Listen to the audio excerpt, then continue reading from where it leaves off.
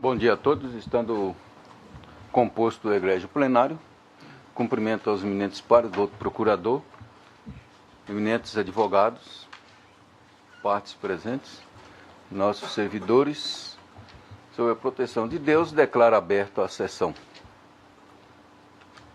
Submeto já a aprovação à ata número 8.072 da sessão do dia 3 de setembro de 2013.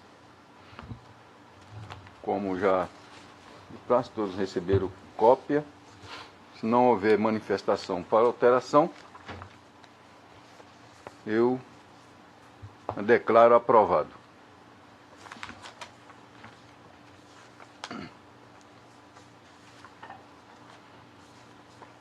Anuncio que serão adiados em face da ausência justificada do Dr. Sebastião de Arruda Almeida, é o processo 1 da pauta, no qual a relatoria do eminente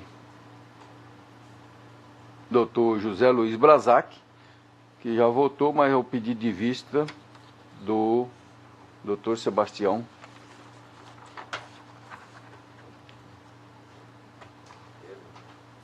Também o 3 da pauta, que é da relatoria do eminente relator Francisco Alexandre Ferreira Mendes, também que já votou, teve voto divergente, pedido de vista. O doutor Gil Pérez, que aguarda o pedido de vista.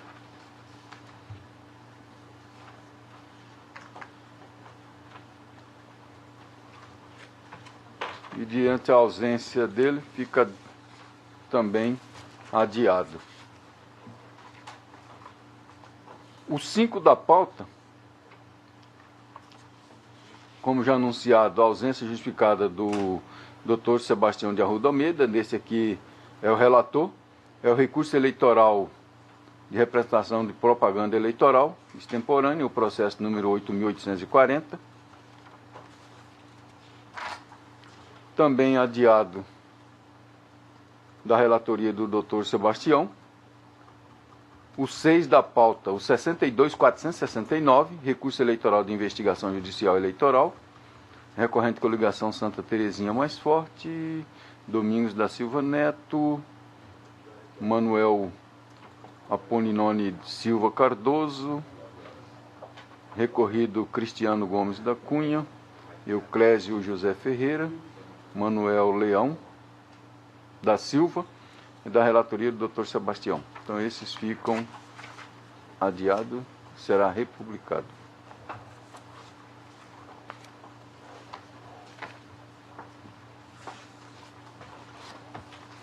Então, atendendo pedidos de preferência com sustentação oral, coloco em votação o 7 da pauta, é o recurso eleitoral de prestação de conta de candidato cargo de vereador de Cuiabá, recorrente Arilson da Silva e recorrido Ministério Público Eleitoral. É o 7.020, é o processo número 7.020. A relatoria do eminente membro, doutor José Luiz Brazac, a quem concedo a palavra. Senhor presidente, nobres pares, senhor procurador regional eleitoral, servidores da casa, senhores advogados presentes, senhoras e senhores, iniciamos os trabalhos da manhã com o presente processo, em que trata-se de recurso eleitoral interposto pelo candidato Arilson da Silva contra a sentença da 54ª Zona Eleitoral, que julgou as contas desaprovadas do candidato a vereador em virtude da existência das seguintes irregularidades: duplicidade de pagamentos realizados por meio dos cheques de números 850012 e 850015. E os extratos bancários definitivos não abarcaram todo o período eleitoral. Intimado a se manifestar acerca das irregularidades apontadas no relatório preliminar, a parte interessada apresentou manifestação e documentos intempestivamente, em 29/11/2012, e por essa razão o juiz OACO determinou o desentranhamento destes. Em razões recursais, sustenta que, quanto à apontada duplicidade, aduz que o pagamento do cheque número 850012 se destinou à empresa Edmilson Feliciano de Oliveira, EPP, Carol Festas, para a compra de água e gelo, bem como locação de caixa térmica, cadeiras e mesas, apresentando um único orçamento no valor de R$ 359. Autorizada a compra, a empresa emitiu 2 notas fiscais distintas, uma no valor de R$ 189, referente à aquisição da água e do gelo, e a outra no valor de R$ 170, referente à locação dos itens supramencionados, conforme consta no relatório de despesas efetuadas, e o extrato bancário do mês de agosto, conforme folha 07. Com relação ao segundo cheque, 850015, ocorreu um erro no lançamento, pois se trata do cheque 850013, no valor de R$ 2.000, e o valor de R$ 300 refere-se ao cheque de número 850015, sendo lançado novamente, de forma correta, às folhas 32. No tocante à ausência dos extratos definitivos de todo o período eleitoral, informa que à época da solicitação o extrato do mês de outubro ainda não havia sido liberado, mas que posteriormente foi juntado e tempestivamente às folhas 188 a 191, e que o extrato do mês de novembro foi juntado de forma simples e não definitiva em folhas 13, vez que a diligência foi solicitada em 23/11/2012, antes do fim do respectivo mês. Requer, ao final, que os documentos desentranhados sejam juntados aos autos para subsidiar a análise da prestação de contas, por se tratar de processo administrativo que não se subsume às regras do processo judicial contencioso. Pugna ainda pelo conhecimento e provimento do recurso aviado para aprovação das contas apresentadas. Instada a se manifestar, a Procuradoria Regional Eleitoral opinou pelo provimento parcial do recurso manejado, aprovando as contas com ressalva. É o relatório. Colho do outro parecer. Mantenho o parecer. Mantido o parecer, concedo a palavra à insigna advogado pelo prazo regimental. Bom dia, presidente, ilustres julgadores, demais presentes. Inicialmente, eu venho requerer a juntada de subestabelecimento, prazo para a juntada de subestabelecimento. As contas do candidato a vereador eleito pelo Partido do Trabalhador foram reprovadas, consideradas prestadas, porém reprovadas. O recorrente teve 2 apontamentos que não foram corrigidos dentro do prazo. Seria a duplicidade de pagamentos das despesas realizadas pelos cheques 850012 e 850015, e a ausência do extrato de outubro de 2012. A justificativa foi apresentada um dia após o prazo legal, considerada intempestiva e desentranhada dos autos às folhas 204. Foram juntadas novamente e requerido apreciação junto ao recurso. Excelências, apenas para lembrar, a prestação de contas não é um processo judicial litigioso, é um processo administrativo, no máximo de contenção voluntária, não podendo ter as mesmas regras e formalidades de um processo judicial contencioso. Na prestação de contas não há partes litigantes, é um procedimento onde o candidato deve demonstrar sua lisura e retidão na captação de recursos e aplicação financeira de sua campanha, dentro dos limites de legalidade. Portanto, tendo o candidato trazido aos autos os documentos que comprovam o acerto das contas, não pode simplesmente tais documentos serem desentranhados e as contas rejeitadas exatamente pela falta de tais documentos. Lembramos aqui, decisão já proferida pelo TSE, que autoriza a regularização das contas até a decisão final do processo e que as irregularidades relativas à prestação de contas devem ser sanadas apenas em período anterior à decisão definitiva proferida pela Justiça Eleitoral. Assim, tendo o recorrente apresentado a justificativa antes mesmo do processo ir para o Ministério Público, perfeitamente possível a sua análise. Quanto às irregularidades no mérito, o cheque 850012 foi emitido para pagamento da empresa Edmilson Feliciano de Oliveira, EPP Carol Festas, que, procurada para a venda de água, gelo, fornecimento de caixa térmica, cadeiras e mesas, apresentou um único orçamento no valor de R$ 359. A compra foi efetivada, o cheque emitido, e a empresa apresentou duas notas, uma no valor de R$ 189, referente à venda de água e gelo, e a outra no valor de R$ 170 a título de locação de caixa térmica das mesas e das cadeiras. Foi um negócio só. No entanto, a empresa entregou duas notas, tendo apresentado como justificativa para a emissão de duas notas a tributação distinta entre produtos e serviços, sobre os quais incide o ISSQN, não havendo qualquer irregularidade neste aspecto. Quanto ao cheque de número 850015, houve um erro de digitação no formulário de prestação de contas, onde se lançou 850015, o correto seria 850013, pois o cheque 850013 foi emitido no valor de R$ 2.000 para pagamento da nota fiscal número 6, juntada às folhas 23, para o fornecedor William Kleber Neri da Costa, referente à impressão de adesivos, na data de 1º de agosto de 2012.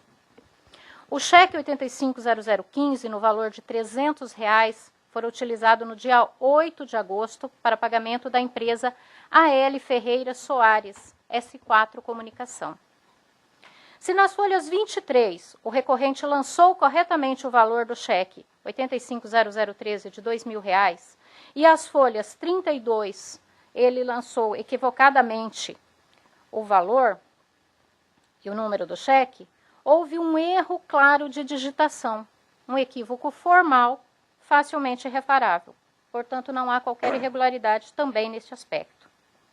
Um outro aspecto mencionado pelo juízo monocrático para a declaração de irregularidade das contas reside no fato do recorrente, ter apresentado o extrato da conta corrente do Banco do Brasil, agência 4609, conta corrente 325880, junto com o formulário inicial e nem com as justificativas trazidas ao feito. Acontece que o Banco do Brasil não emite o extrato definitivo antes do dia 10 do mês seguinte, especialmente quando a conta é encerrada e zerada. Mesmo assim, o recorrente trouxe aos autos os extratos parciais obtidos junto ao banco, as folhas 11, 12 e 13 dos autos. O extrato oficial da conta corrente foi fornecido pelo banco somente no dia 12 de dezembro de 2012 e juntado aos autos. Por se tratar de documento novo, perfeitamente possível a sua juntada. Também nesse aspecto, falta meramente formal, ajusta o recorrente à sua prestação de contas.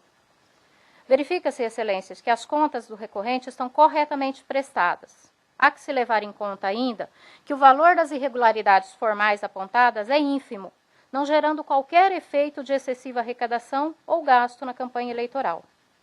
Neste caso, segundo jurisprudência do TSE, irregularidades de valor ínfimo, quando analisadas em conjunto, não comprometem a regularidade das contas, devendo as mesmas serem aprovadas.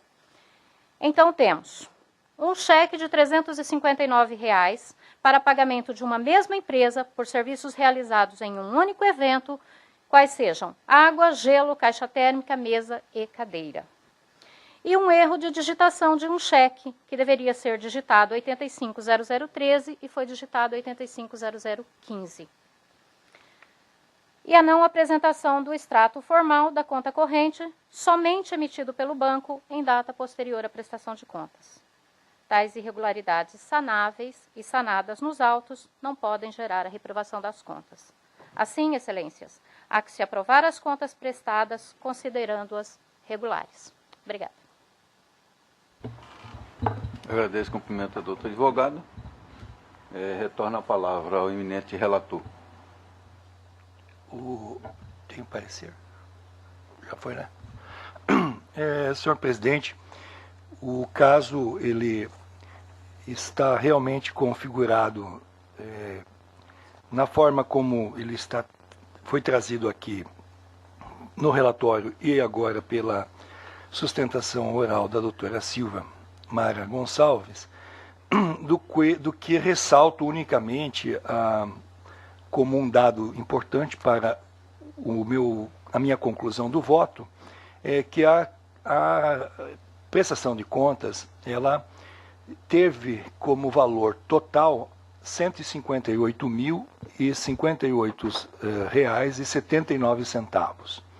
Então, diante desse montante e como Vossas Excelências bem prestaram atenção nos valores que estavam em questão, tanto trazido pelo meu relatório quanto agora pela sustentação oral, é um valor ínfimo em relação ao que se movimentou na prestação, na campanha toda. E ressalto aqui que minha tese, ela ainda, eu defendo de que qualquer situação que tenha acontecido antes da sentença, ainda que a parte tenha ultrapassado o prazo que foi conferido, foi de um dia somente, eu entendo que o nobre magistrado, por tratar-se de prestação de contas, que é um processo administrativo, e agora também com alguma roupagem jurisdicional, deva flexibilizar. Então, estou acolhendo a tese da possibilidade da juntada desses documentos já na instância de piso, antes da sentença, e, do mesmo modo, aqui o caso é específico daquilo que nós temos, eu pelo menos tenho defendido aqui no tribunal, de que os problemas trazidos na prestação de contas, eles foram aventados lá na primeira instância das impossibilidades, como por exemplo do extrato definitivo. Não foi uma juntada posterior sem nenhuma justificativa, não, desde o primeiro instante que foi notificado a parte e justificou que não teve condições de trazer o extrato em definitivo, mas logo que assim foi emitido pelo banco, ele aportou aos autos. Com isso, eu estou conhecendo do recurso e dando-lhe integral provimento com o fim de reformar a sentença de piso, aprovando sem ressalvas as contas de Arilson da Silva, relativas às eleições. E por fim ainda, nobre presidente, gostaria de prestar as minhas homenagens à doutora Silvia Maia Gonçalves, que foi nossa aluna na universidade, e vejo aqui nesta tribuna, nesse momento, doutora Silvia, uma advogada preparada, segura e com uma brilhante sustentação oral para ingressar nessa justiça especializada que tanto carece de grandes advogados para o pleito. Então, rendo aqui as minhas homenagens à vossa sustentação, que foi técnica, trouxe exatamente a abordagem daquilo que o processo está configurando e, dessa forma, sinto total liberdade em tecer esse elogio sem qualquer vínculo com a decisão em si. É como voto, senhor presidente. Obrigado. Agora eu voto no eminente primeiro vogal, doutor Samuel Franco Dália Júnior. Senhor presidente, face a insignificância dos valores em virtude do quanto da campanha e acatando os princípios da razoabilidade e da proporcionalidade, eu acompanho integralmente o relator e dou provimento ao recurso. Pelo voto do eminente segundo vogal, doutor Pedro Francisco da Silva. Acompanho o eminente relator. Do eminente terceiro vogal, desembargadora Maria Helena Garganeno Povos. Acompanho o relator. Eminente quarto vogal, doutor Alberto Pompado Neto. De acordo com o relator. Eminente quinto vogal, doutor Francisco Alexandre Ferreira Mendes Neto. Acompanho o relator, presidente.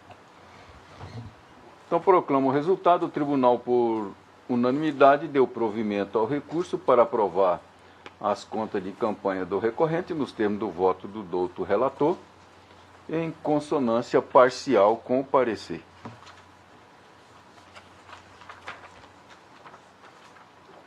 O 2 da pauta, processo 90.425, recurso eleitoral, ação de investigação judicial eleitoral, abuso de poder econômico, captação ilícita do sufrágio, Itapurá, recorrente coligação de desenvolvimento com união e participação. Recorrido, Luiz Humberto Eicoff, Sérgio Borges Melo.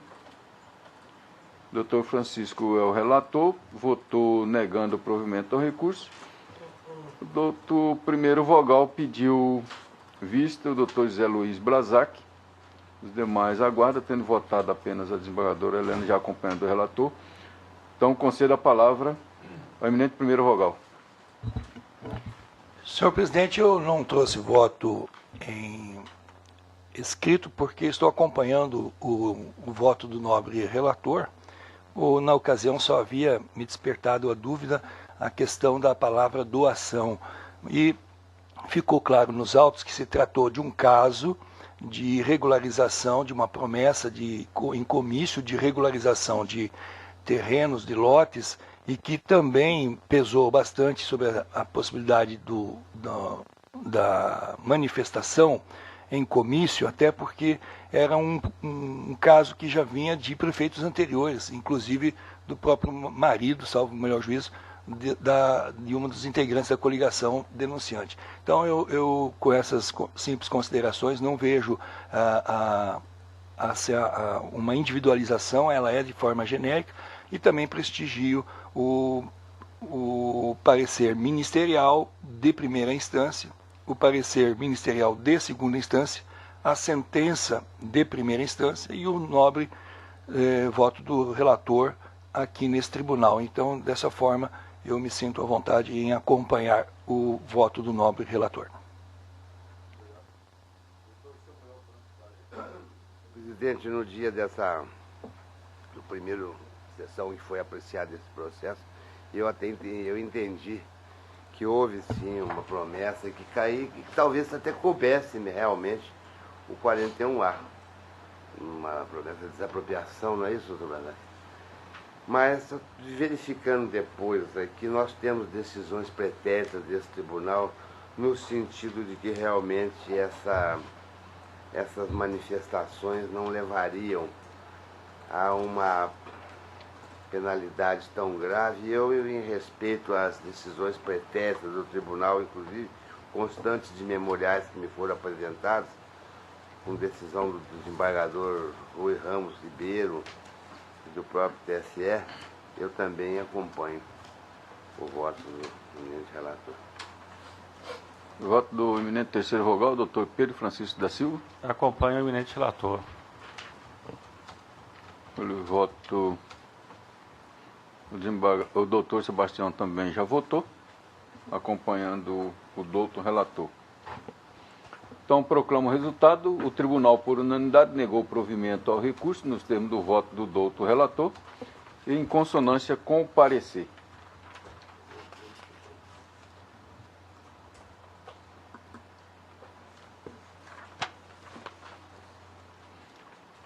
Então, anuncio para julgamento o 4 da pauta, o processo número 56.651, recurso eleitoral, representação de propaganda eleitoral, recorrente Vanderlei Proença Ribeiro, recorrente Rodrigo Dil Essia Limitada, ME, recorrido coligação Trabalho e Seriedade, Dr. José Luiz Brazac, o relator, quem concede a palavra. Senhor presidente, cuida-se de recurso eleitoral interposto por Vanderlei Proença Ribeiro e Rodrigo Dil e Companhia Limitada, microempresa, contra a sentença prolatada pelo juízo da 21ª Zona Eleitoral, que julgou procedente a representação proposta pela coligação Trabalho e Seriedade, confirmando decisão liminar de folhas 11 a 13 e condenando os recorrentes ao pagamento de multa no valor de R$ 5.320,50, com base no artigo 37, parágrafos 1º e 2º da Lei 9.504/97. Da inicial, consta que o candidato recorrente teria utilizado em seu palanque material de propaganda com tamanho de 15 metros quadrados, configurando outdoor, o que seria, ao seu modo, vedado por lei, conforme a legislação pertinente. As folhas 26 e 29, o Ministério Público de Pisos solicitou que a empresa que produziu o material de propaganda figurasse no polo passivo da ação, sendo esta medida deferida pelo juízo ACO. Em razões recursais, o primeiro recorrente alegou que o material utilizado não teve o intuito de persuadir o eleitorado, mas sim de decorar o espaço utilizado para a realização do comício, mesmo porque as pessoas que ali estavam reunidas já eram favoráveis à sua candidatura. Aduz ainda que imediatamente após a intimação do juízo eleitoral fora retirado o referido material. requer ao final a reforma da sentença, absolvendo-o da condenação imposta, tendo em vista que não venceu as eleições e se encontra em dificuldade financeira. Por sua vez, a segunda recorrente, empresa Rodrigo Dil e Companhia Limitada, microempresa, que confeccionou o material, sustentou não ter conhecimento da legislação eleitoral e, portanto, não poderia ser responsabilizada diretamente com relação à propaganda irregular. Pugna, ao final, pelo conhecimento e provimento do recurso, a fim de que seja afastada a tipicidade da conduta e a sanção imposta. Instada a se manifestar, a Procuradoria Regional Eleitoral opinou pela patente ilegitimidade passiva da representada Rodrigo Dil e Companhia Limitada Microempresa, que apenas produziu o material. No mérito, manifestou-se pelo provimento do recurso, manejado por ambos os recorrentes, com a reforma da sentença atacada, afastando-se a multa imposta. É o relatório, senhor presidente. Corredor, parecer? Mantenha o parecer. Mantido, retorna a palavra a Vossa Excelência. Senhor presidente, eu abri uma preliminar de ilegitimidade passiva da empresa que produziu o material. A jurisprudência é farta nesse sentido e que ela não deve configurar no polo passivo em ações dessa natureza. E, portanto, estou acolhendo, em consonância com o parecer ministerial, a preliminar para ser declarada a ilegitimidade passiva da empresa. É como voto. Algum voto divergente quanto à preliminar? Então, rejeitada a unanimidade. No mérito, senhor presidente, a causa ela é bem interessante. Fizemos uma pesquisa no site de jurisprudência do TSE e dos demais tribunais regionais eleitorais e existe uma discussão interessante sobre essa questão. Ou seja, colocar no ambiente do comício um fundo com a propaganda, com o nome, o número do candidato, além da metragem de outdoor. O TSE, em uma ocasião, em processo bem de anos anteriores, chegou, por maioria, não foi unânime, chegou a entender que poderia haver uma configuração de irregularidade, em que pese a lei eleitoral não vedar expressamente nem autorizar expressamente. Então, um exercício eminentemente de hermenêutica de um dos membros daquela corte na época, o ministro Joelson, andou no sentido de que poderia haver uma irregularidade. No entanto, nos tribunais regionais eleitorais, cito dois aqui a título de exemplo, Minas Gerais e Paraná, e colaciono aqui no voto uma jurisprudência do Tribunal do Paraná na eleição agora de 2012, em que ficou assim emendado: recurso eleitoral, representação eleitoral, placas justapostas em palco, onde se realizava o comício, inaplicabilidade da vedação legal, recurso provido. A realização de comícios ou reuniões políticas em bens de uso comum não se sujeita às limitações previstas no artigo 37, parágrafo 2º da Lei 9.504/97, se submetendo unicamente às regras estabelecidas pelo artigo 39 da mesma lei, precedentes dessa corte, recurso provido. Eu estou andando nessa linha, senhor presidente, porque acho que, de fato, o momento do comício, ele é sui generis, e o comício já teve algumas podas, né? Nós hoje temos um comício, assim, realmente bastante simples, não temos mais a questão das animações, e agora ainda retirar a possibilidade de colocar o nome do candidato de uma forma destacada me parece mais uma poda exagerada em série de comício. Então, entendo que no caso específico de comício é possível se fazer um fundo do palco que ultrapasse os 4 metros quadrados.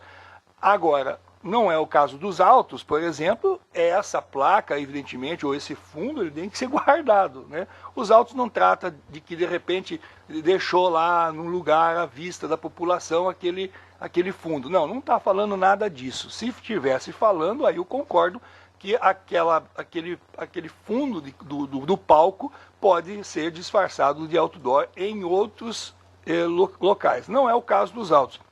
No caso dos autos, trata-se unicamente da proibição ou permissão de um fundo do palco de comício. Então, com essas considerações, eu estou conhecendo e em sintonia com o parecer do Ministério Público, eu estou dando-lhe provimento, reformando a sentença objurgada e afastando a sanção pecuniária que for imposta aos recorrentes. É como voto, senhor presidente.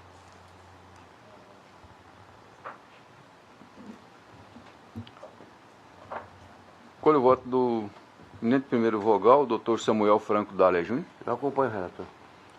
Eminente segundo vogal, doutor Pedro Francisco da Silva. A interpretação trazida pelo eminente relator é bastante razoável, razão pela qual o acompanho. Eminente terceiro vogal, desembargadora Maria Helena Gargalhano Povas. Senhor presidente, também entendi que o voto condutor, o eminente relator, está nos apontando razoabilidade, razão pela qual não tenho dúvida nenhuma que aquele espaço é um espaço do candidato.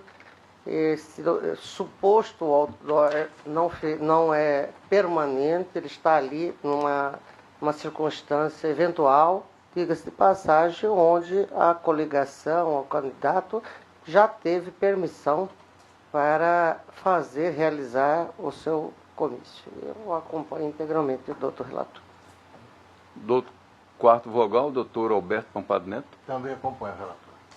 Doutor quinto vogal, doutor Francisco Alexandre Ferreira Mendes Neto. Acompanho, relator, presidente. Então proclamo o resultado. O tribunal, por unanimidade, acolheu a preliminar de ilegitimidade passiva da representada, hora recorrente, Rodrigo Dil Essia Limitada. No mérito, também por unanimidade, deu provimento ao recurso de Vanderlei Proença Ribeiro, nos termos do voto do doutor relator, em consonância com o parecer ministerial. Eminentes pares, doutor procurador, senhores advogados, que hoje nós temos a satisfação de estar recebendo em nossa casa o eminente juiz doutor Elcio Sabo Mendes Filho, que é juiz de direito no Acre e também compõe como membro o TRE. E aqui eu quero externar a nossa satisfação de tê-lo aqui presente. Até convido a Vossa Excelência que possa acompanhar o nosso trabalho daqui, dessa satisfação imensa. E até porque hoje é uma satisfação para mim em conhecê-lo pessoalmente, porque tive a oportunidade de trabalhar com o vosso pai. Quando juiz aqui, juiz simples, mas e também de bom trato, que eu desejo que tenha na sua casa e aqui em Cuiabá, esses dias que eu creio de férias, né? Muito proveito. Agradeço aqui, em nome do tribunal, a presença de Vossa Excelência. Aí depois nós conversávamos um pouco.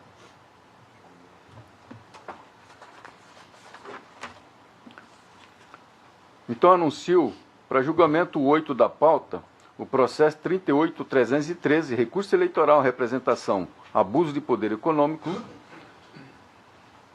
de Colniza, recorrente coligação União e Trabalho Sempre, recorrente coligação União e Trabalho Sempre, primeiro, recorrente coligação União e Trabalho Sempre, segundo, recorridos Neuci Capitani e Carlito Alves dos Santos. A relatoria do eminente Dr. José Luiz Brazac, com a palavra. Senhor presidente, trata-se de recurso eleitoral manejado pela coligação União e Trabalho Sempre, coligação União e Trabalho Sempre 1 e coligação União e Trabalho Sempre 2 contra a sentença proferida pelo juízo da 11ª Zona Eleitoral, que julgou parcialmente procedente a representação ajuizada contra Neuci Capitani e Carlito Alves dos Santos. Referida decisão condenou os ora recorridos por conduta vedada prevista no artigo 73, parágrafo 4 da Lei 9.504, divulgação de publicidade institucional em período proibido, bem como por abuso no uso de comunicação, dos meios de comunicação, aplicando-se-lhes a pena pecuniária no valor de R$ 26.600. deixou de condená-los à cassação de seus registros de candidatura com laço no artigo 73, parágrafo 5º da referida lei, por não vislumbrar a potencialidade lesiva das condutas. Em razões recursais, alegam que, além das condutas pelas quais foram condenados, outras constaram da inicial, tais como utilização de veículo público em campanha e desvio de função de servidores públicos que, durante expediente, faziam campanha em favor dos recorridos. Aduzem ainda a existência do uso da máquina pública em proveito próprio, vez que realizaram obras sem a devida identificação. Sustentam que, para a configuração do ilícito e a aplicação da cassação do registro de candidatura ou do diploma, não há necessidade da existência de nexo de causalidade entre o abuso do poder político e econômico e o comprometimento do resultado das eleições, mas a probabilidade de comprometimento na lisura do pleito. Afirmo que o feito está maculado por falhas caracterizadas pelo julgamento antecipado da lide, sem que fosse respeitada a fase de instrução. Requerem, ao final, o conhecimento e provimento do recurso para fins de elevação da pena de multa aplicada acumulada com cassação de registro de candidatura e inelegibilidade dos recorridos pelo prazo de 8 anos. Sem contrarrazões, embora intimados os recorridos.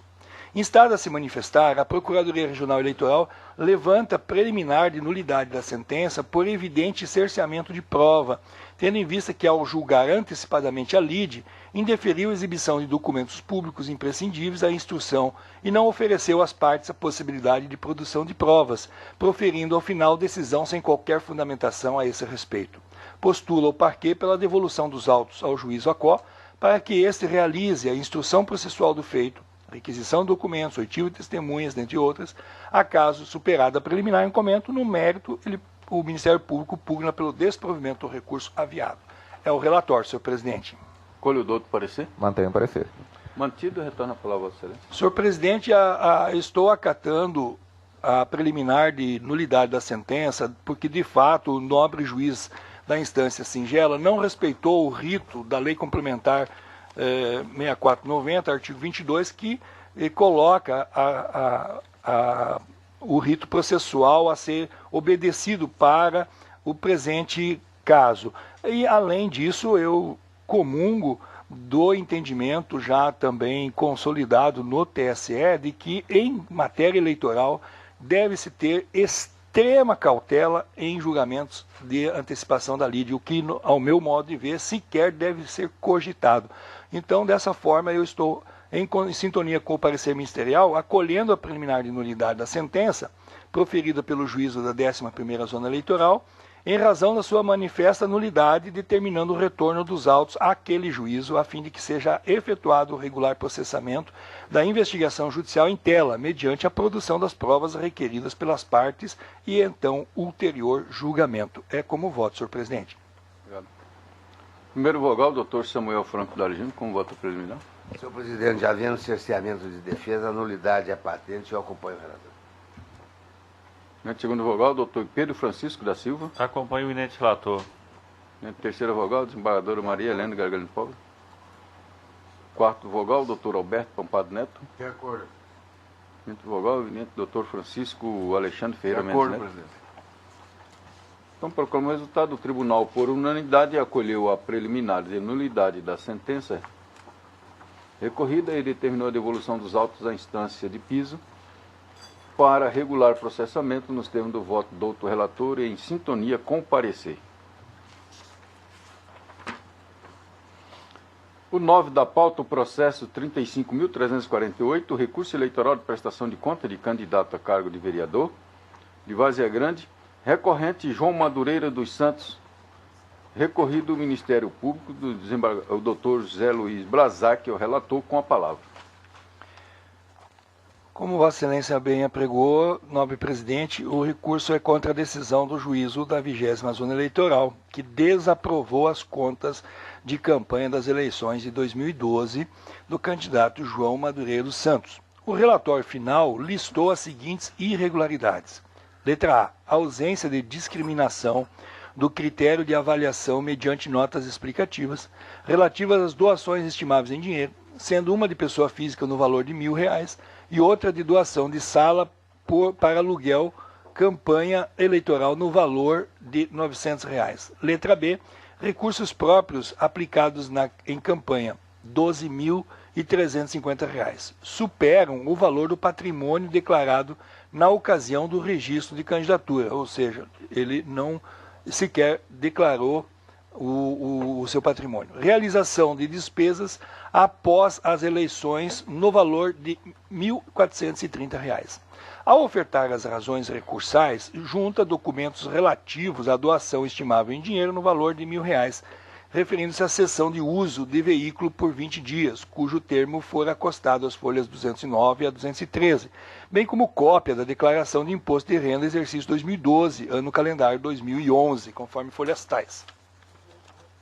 Informa que contraiu despesas anteriores ao encerramento do pleito eleitoral, mas por um erro o lançamento no quadro demonstrativo se deu aos 20 dias do mês de outubro de 2012. Contudo, o pagamento da nota fiscal de número tal fora efetuado após o pleito, conforme compensação do cheque demonstrado no extrato bancário. Afirma ainda que a legislação eleitoral permite a arrecadação de recurso após a eleição com a finalidade de quitar as despesas contraídas durante a campanha eleitoral.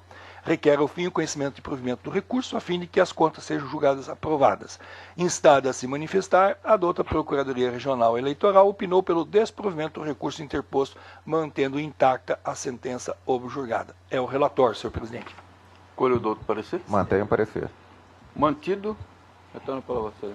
Senhor presidente, no voto, eu estou conhecendo do recurso e, em sintonia com o parecer ministerial, eu estou negando-lhe o provimento, uma vez que, de fato, as irregularidades apontadas não se mostraram suficientemente atacadas e regularizadas pelos documentos acostados aos autos.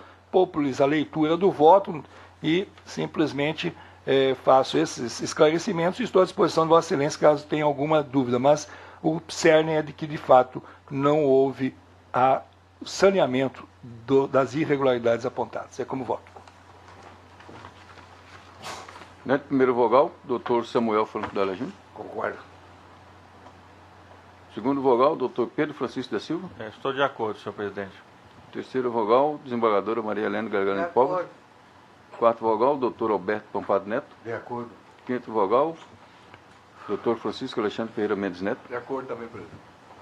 Então, proclama o resultado. O tribunal, por unanimidade, negou o provimento ao recurso, nos termos do voto do doutor relator, em consonância com o parecer ministerial. Então, 10 da pauta, o processo 57.491, embargo de declaração com efeitos infringentes em prestação de contas de partido político, Partido Democrático Trabalhista. Embargante é o Partido Democrático Trabalhista. Doutor José Luiz Brazac, o relator, com a palavra. Senhor presidente, trata-se de embargos de declaração opostos pelo Diretório Estadual de Mato Grosso do Partido Democrático Trabalhista, PDT, pleiteando a modificação no Acórdão 23.096 desta Corte, que a unanimidade declarou como não prestadas as contas da agremiação, restando assim emendado, abro aspas, prestação de contas, campanha, partido político, diretório estadual, omissão, notificação, demonstrativo zerado, contas desaprovadas, recebimento de cotas, fundo partidário, perda. Desaprovam-se as contas de diretório estadual, que se mostrou omisso quanto ao dever de prestar contas e depois de notificado apresentou documentação zerada relativa às eleições municipais que participou ativamente, decretando-se a perda do direito de recebimento de cotas do fundo partidário pelo período de 12 meses no ano seguinte ao trânsito em julgado da decisão, nos termos da legislação específica. Fecho aspas. Aduz o embargante que o referido acordo possui contradição, vez que a ementa redigida aborda a desaprovação das contas e o voto deste relator concluiu pelo julgamento das contas como não prestadas. Sustenta ainda existência de obscuridade no sobredito acordo em razão de ausência de correlação dos fundamentos do voto com as impropriedades apontadas no relatório preliminar e desconsideração da instrução dos autos. Pugna, ao final, pelo acolhimento dos presentes embargos com efeitos modificativos ao acórdão supracitado extinguindo a contradição e esclarecendo a obscuridade apontadas, para o fim de aprovar as contas do embargante relativo às eleições 2012. Instada a se manifestar, a Procuradoria Regional Eleitoral opina pelo parcial provimento dos embargos, reconhecendo a existência da alegada contradição no acordo, porém, quanto aos demais argumentos do embargante, não merecem prosperar. É o relatório, senhor presidente. Colho do outro parecer. Mantenho o parecer. Mantido. Presentes os requisitos de recorribilidade, merecem ser conhecidos os embargos em mesa. Conforme relatado, foram apontados os vícios de contradição e obscuridade no acórdão ora objurgado. Passa-se a análise de tais alegações. Quanto à primeira, há de ser acolhida sem sombra de dúvida, pois de fato observa-se erro material na conclusão do voto deste relator no sentido de declarar as contas como não prestadas, quando toda a fundamentação leva à direção da desaprovação das contas. Tocante à alegada obscuridade, exigiu deste relator uma apreciação com mais vagar sobre toda a instrução do feito que proporcionasse averiguar a veracidade ou não das arguições do embargante. Ressai evidente que a agremiação, ao apresentar as contas em 1º de abril de 2013, após notificação para fazê-lo, aduziu a ausência de movimentação de recursos arrecadados e aplicados e informou que apenas a conta corrente partidária fora movimentada, conforme os anexos extratos bancários do exercício 2012, mídia anexas folhas tais. Em sede de relatório preliminar, fora destacado o descumprimento do artigo 40 da resolução do TSE 23376/2012, qual seja, a abertura de conta bancária específica de campanha em nome do partido e juntada dos respectivos extratos. Inquestionável, pois o PDT não cumpriu com a anunciada obrigação em afronta aos termos do artigo 22 da Lei 9.504/97, que assim dispõe, verbis, é obrigatório para o partido e para os candidatos abrir conta bancária específica para registrar todo o movimento financeiro da campanha. Ao assim dispor, não fez nenhuma distinção no caso de se tratar de campanha de eleições municipais ou gerais, ao contrário do que afirma o órgão embargante. E onde a lei não distingue, não pode o intérprete fazer distinções.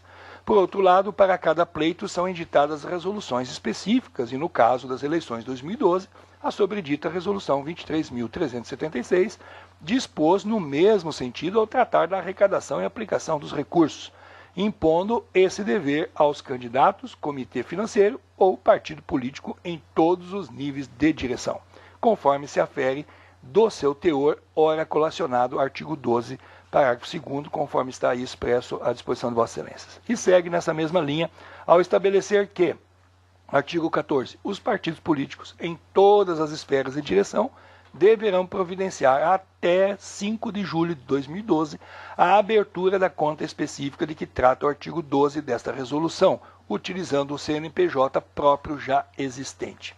Fecho aspas. Com efeito, a alegada ausência de movimentação financeira deveria ser comprovada por meio de apresentação dos extratos bancários referentes às contas específicas de campanha, o que não se verificou no caso em apreço. Posto isso, enfrentados os vícios apontados no referido acordo, acolho os presentes embargos e dou-lhe parcial provimento para o fim de sanar a contradição existente e afastar a obscuridade apontada, sem, contudo, atribuir-lhe os pleiteados efeitos infringentes, julgando desaprovadas as contas do PDT relativas às eleições 2012. É o relatório, senhor presidente. Colho do outro parecer. Mantenho o parecer. Mantido. Falou relatório. É o voto. Eu já emendei o voto, né? Desculpa. Então, doutor Samuel. Com o relator, senhor presidente. Quando é Doutor assim, presidente, o senhor pode me cortar a palavra. Pedro Francisco da Silva. Acompanho o eminente relator. Desembargadora Maria Helena Gargani Povo. Com o relator. Doutor Roberto Pampado Neto. De acordo com o relator. Doutor Francisco Alexandre Ferreira Mendes Neto. Com o relator. Então, proclama o resultado. O tribunal, por unanimidade, deu parcial provimento aos embargos, apenas para sanar as contradições apontadas nos termos do voto do doutor relator e em consonância com o parecer.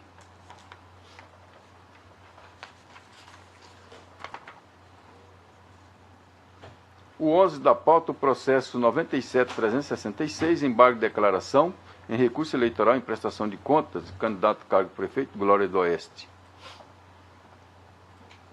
O embargante Elisete Massinini de Souza Barbosa, embargado o Ministério Público Eleitoral.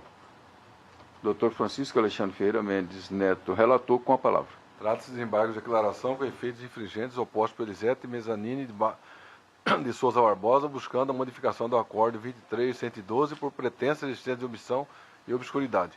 A embargante alegou que a decisão alegou o seguinte: a decisão censurada padece de obscuridade por violação ao artigo 28, parágrafo 1º, Lei 9.504/97, porquanto este tribunal teria considerado que a prestação de conta na eleição majoritária deveria ter sido apresentada exclusivamente pelo candidato. E B. O acórdão embargado teria apontado a omissão na contabilidade da candidata das peças elencadas no artigo 40, Lei 9.504/97, uma vez que sequer foram enviados recibos eleitorais referentes às doações realizadas pelo Comitê Financeiro. Letra C. Como candidato ao cargo de prefeito, deveria ser aplicada a embargante a regra do artigo 28, parágrafo 1º da Lei 9.504/97, que estabelece que as prestações de contas dos candidatos às eleições majoritárias serão feitas por intermédio do Comitê Financeiro. E letra D. A existência de omissão, uma vez que o acórdão teria afirmado a existência de peças essenciais, entretanto, não teria apontado quais seriam os documentos faltantes na prestação de contas. Finalizando, requerer o acolhimento dos embargos para que seja reformado o acórdão em questão e julgadas e aprovadas as contas da embargante. Doutor Procurador-Geral Eleitoral restituiu os autos sem manifestação. É o relatório. Não tem parecer? Não, senhor. Continua, Vossa Excelência. Poupando a leitura dos primeiros e segundo parágrafo, na espécie, a embargante alegou que a decisão censurada padece de obscuridade, já que este tribunal considerou que ela deveria ter apresentado a sua prestação de contas. Entretanto, o artigo 28, parágrafo 1º da Lei 9.504/97, confere aos candidatos às eleições majoritárias o direito de ter suas contas apresentadas pelo Comitê Financeiro. Transcreva-se o dispositivo do meu voto. Uma rápida leitura do teor do parágrafo 1º do dispositivo acima descrito poderia levar-nos à ideia de que a obrigação de entregar as prestações de contas dos candidatos às eleições majoritárias seria do Comitê Financeiro e não do candidato.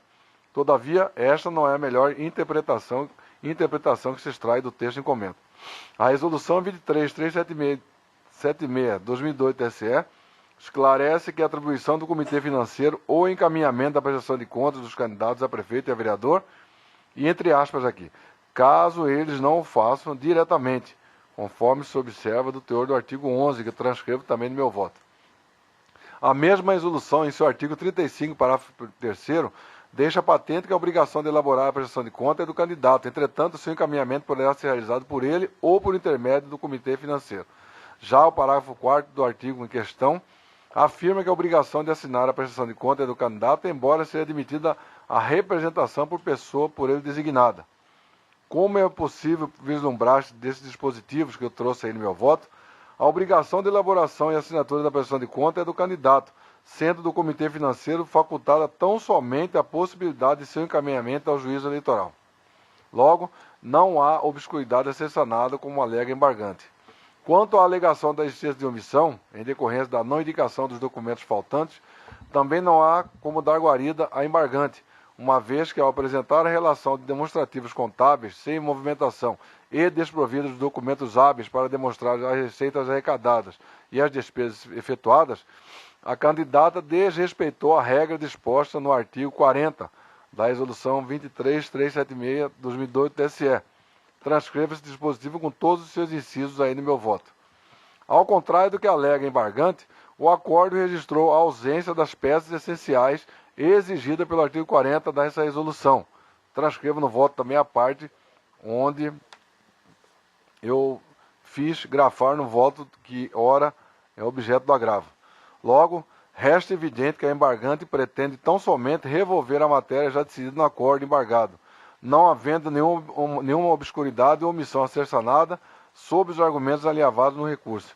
Ante o exposto, senhor presidente, conheço e rejeito o desembargo de declaração. É como voto.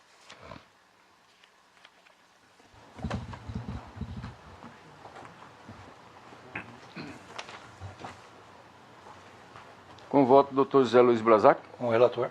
Doutor Samuel Franco Dália Tem com o Júnior. relator. Doutor Pedro Francisco da Silva. Com o relator. Embaixadora Maria Helena Gargalhani Póvoa. Doutor Alberto Pompado Neto. Com o relator.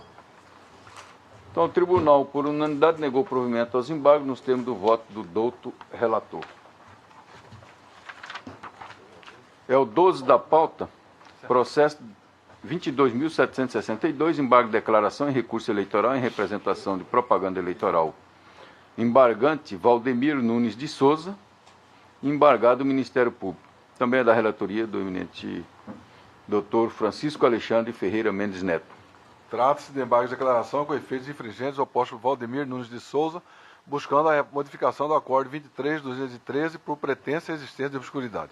O embargante alegou que a decisão censurada padece de obscuridade, posto que o acórdão não se teria pronunciado sobre a aplicação do artigo 184, parágrafo 2º do Código de Processo Civil.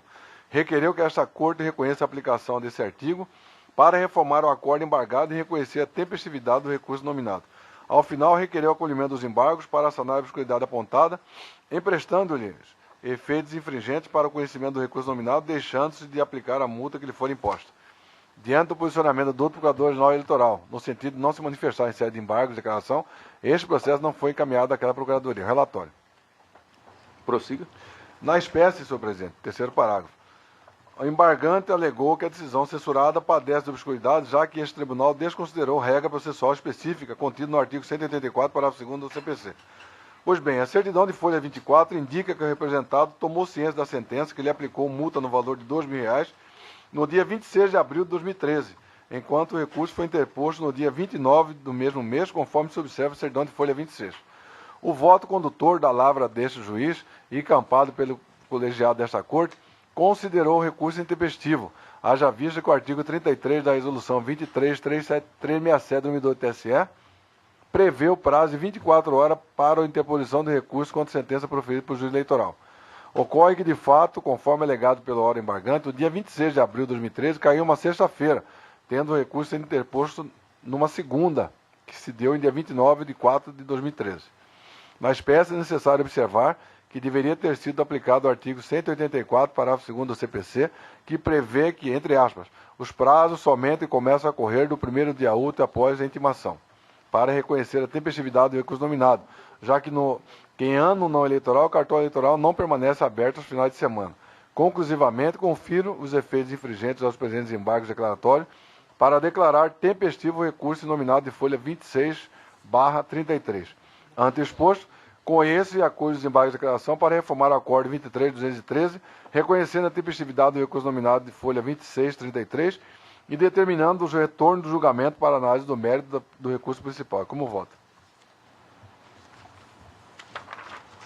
Voto do Dr. José Luiz Brasac. Com o relator, excelência. Dr. Samuel Franco Odália Com o Júnior. relator.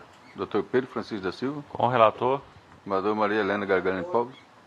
Dr. Alberto Pompado Neto. Então, o tribunal, por unanimidade, deu provimento aos embargos, conferindo-lhe efeitos infringentes, com posterior retorno aos autos, para análise do mérito, nos termos do voto do outro relator.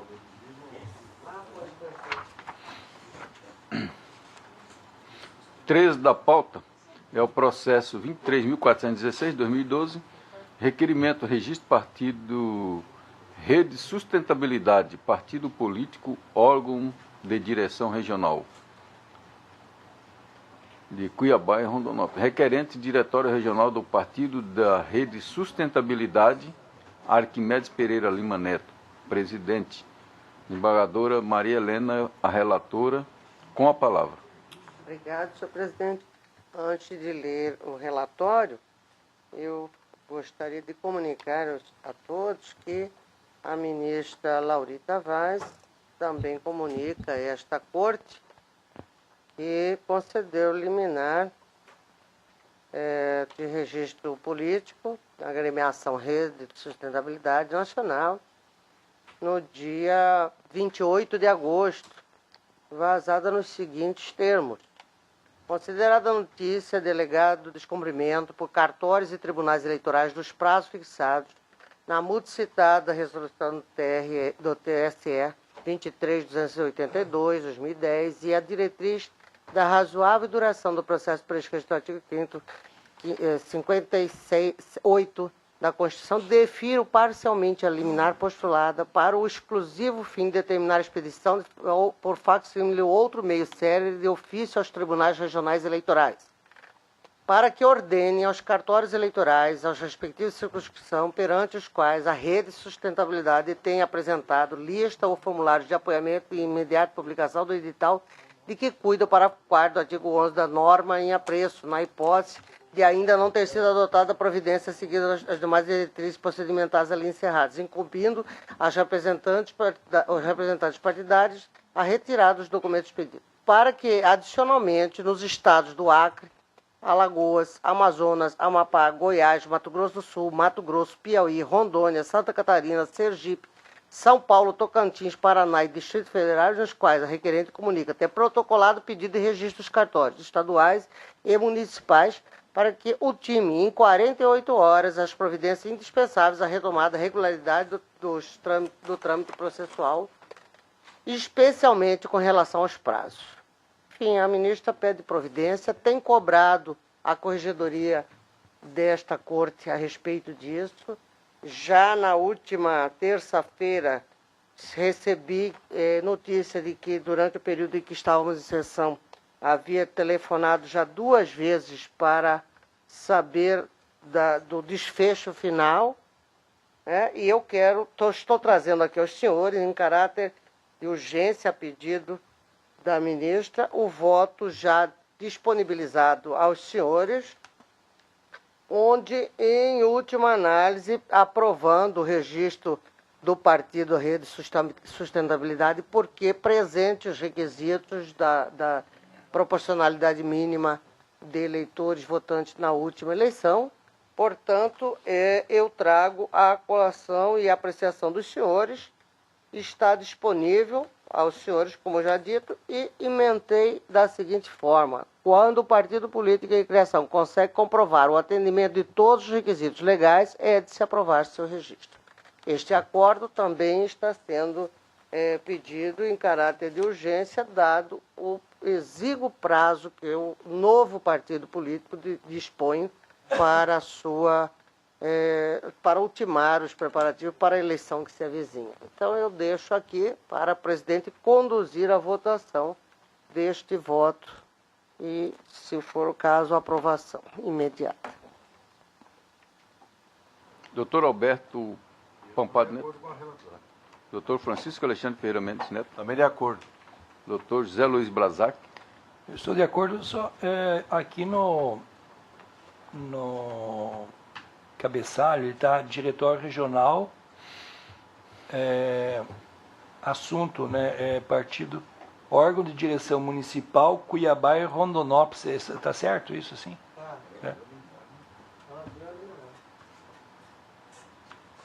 Acompanhe.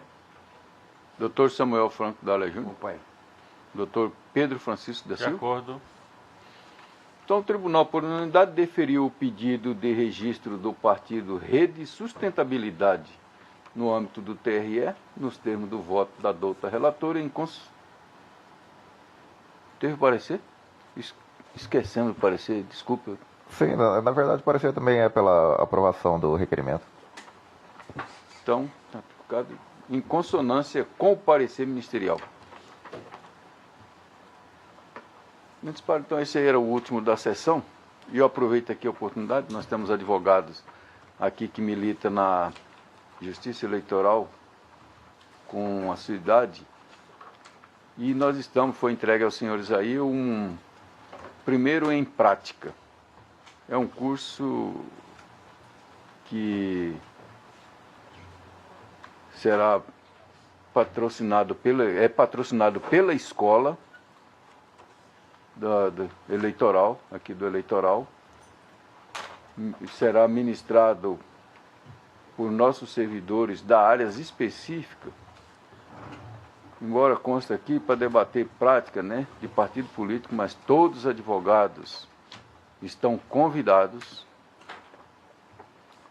porque a pretensão do tribunal, corregedoria, do pleno no todo, é facilitar o serviço dos advogados.